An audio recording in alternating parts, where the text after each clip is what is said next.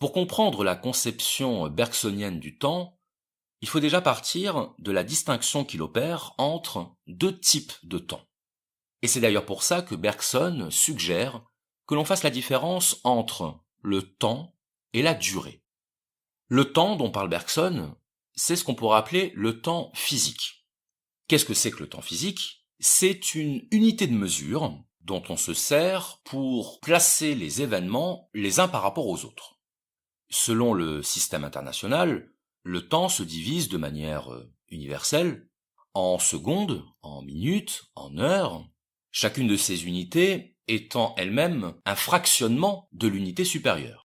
Et donc c'est ça, le temps physique, c'est-à-dire la division du temps en unités de mesure objectives. Qu'est-ce que ça veut dire en unité de mesure objective? Ça veut dire tout simplement que une minute pour moi, c'est une minute pour vous, c'est une minute pour tout le monde, pour tout être humain qui vit sur Terre. Donc il n'y a pas de différence entre ma minute et votre minute. Et d'ailleurs, heureusement, parce que s'il en allait ainsi, ce serait très difficile de prendre rendez-vous. On passerait notre vie à se rater les uns les autres. Si nos montres n'étaient pas raccordées au même système de mesure, si une seconde s'écoulait plus lentement pour vous que pour moi, ce serait tout simplement impossible de vivre. Donc on est bien d'accord que ce temps physique dont on est en train de parler, il est exactement le même pour tout le monde. Il ne dépend pas de votre perception, il ne dépend pas de votre bon vouloir, c'est une donnée physique objective. Par exemple, qu'est-ce qu'une année? Une année, vous allez me dire, c'est 365 jours. Oui, mais à quoi ça correspond une année?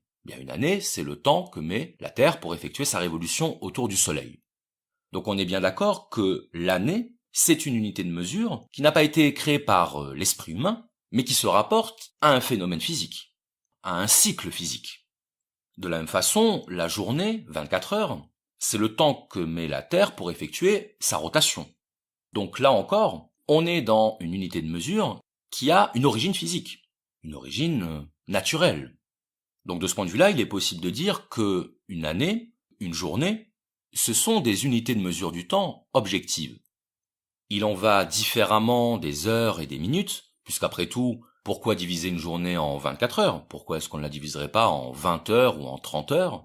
Dans ce cas-là, ça viendrait modifier la durée d'une heure ou la durée d'une minute. Mais après tout, ce serait totalement possible, et si on vivait dans un autre système de mesure du temps, on n'y verrait aucun problème.